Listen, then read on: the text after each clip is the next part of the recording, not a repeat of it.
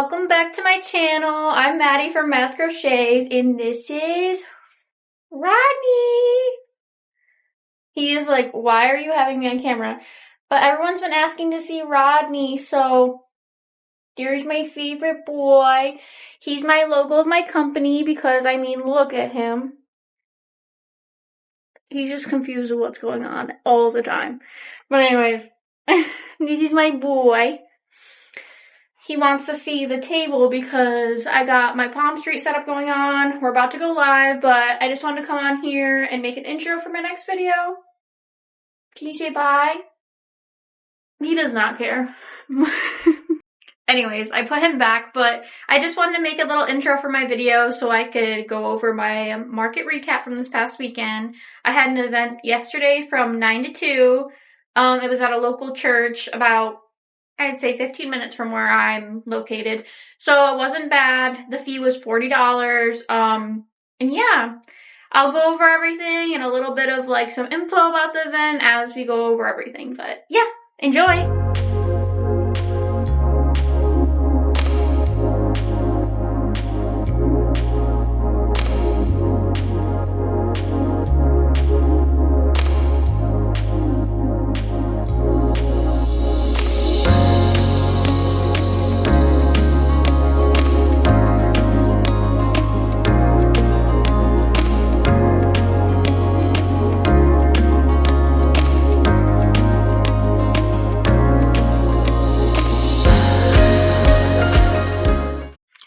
Okay, before I start going over the market results, I want to say that I've calculated multiple different things. So the way I do it is I write everything in my notes as it sells.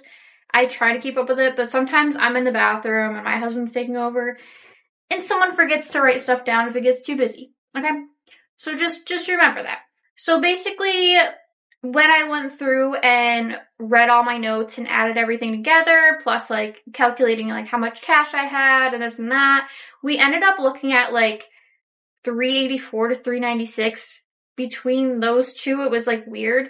But then I went and I did like my inventory on my computer and looked over what was before the show and then versus after. And according to the list here, I sold $402 worth of inventory. So I'm not sure what happened. And that's only counting my $2 tip on this list as well. So it's confusing. But there's an $8 difference from the $396 to $402 or $404 or whatever I had. So I'm like, does it really matter? No, but I want to be transparent that I don't know what happened. I don't know if something got stolen. I don't know if I did my inventory, so we're kind of just winging this video. I'm going to go off of what I wrote in my notes and what I thought sold. I don't know. We'll see. That being said, at the beginning of the market, the first thing that sold was a purple jellyfish, like the normal size jellyfish. I'll include pictures here of everything, by the way, just so we know what I'm talking about. And like the pattern creator and everything. So that was the first thing to sell, which was very surprising to me because the past few markets, I've had those, like I've had 2 of those jellyfish for months and no one even like looked at them. But this market, they both sold. So I had 2 of those and they were $20 each and they both sold. Next up was mini turtles. I sold 2 of those out of 14 that I brought. Then we brought one like mini orca. I never made one before, but that was one of the first things that sold. So highly recommend those. I will be making more of those. We also sold a strawberry hat fruit ducky. Shout out to Morgan. That sold for $35. I brought one of those to the market. Then we sold the unicorn that I just pattern tested in the last video. The pattern hasn't even come out yet by the time I'm filming this, but shout out to Nothing Snuggles. Go get that pattern because it's going to be out tomorrow, which is the 10th, okay? Get it. Then we sold one bee for $10. I only brought one of those to this market, but they usually sell really well, so I will recommend getting that pattern. It's a free pattern on YouTube, but I think she has a written version if you want to get it, but there's a lot of bee patterns out there.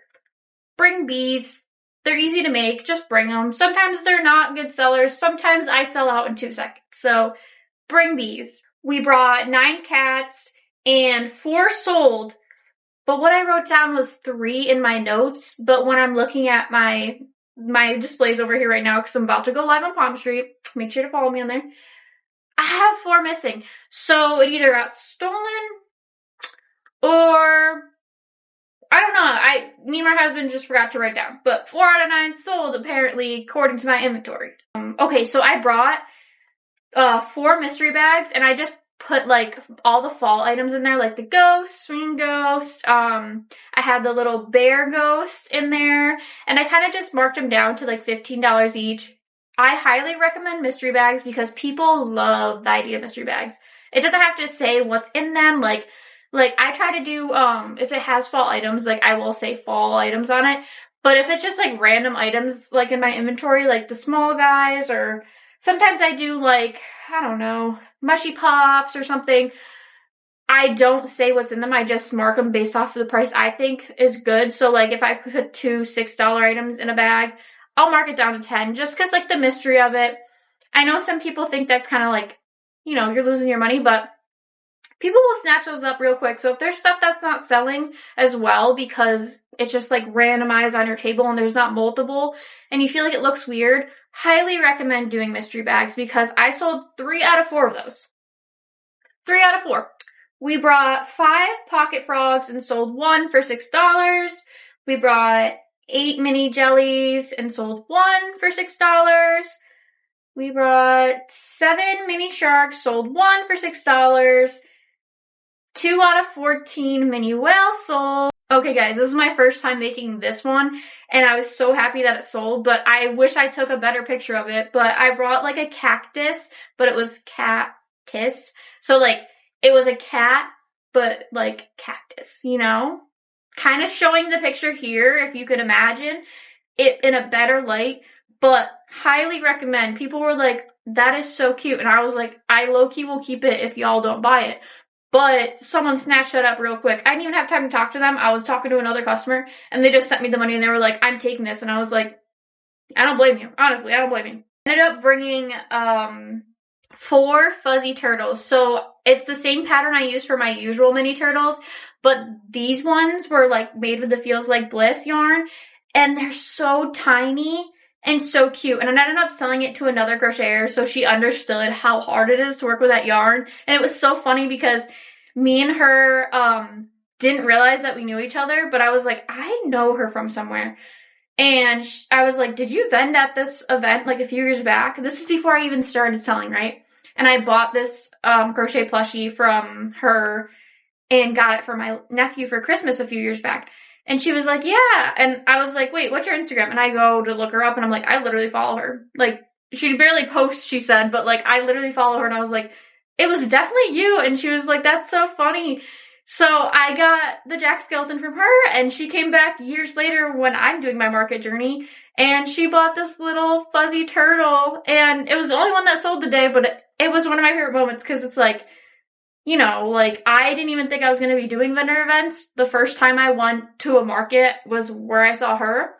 And I was like, this would be so cool to actually sell my crochet stuff. And like, now she's coming to my table. I was like, whoa, this is full circle. Anyways, I thought it was so cool. Anyways, I sold 1 out of 6 dumpster fires that I brought. People were loving them. Like, they kept coming up and laughing at them. So highly suggest bringing them, even if they don't sell.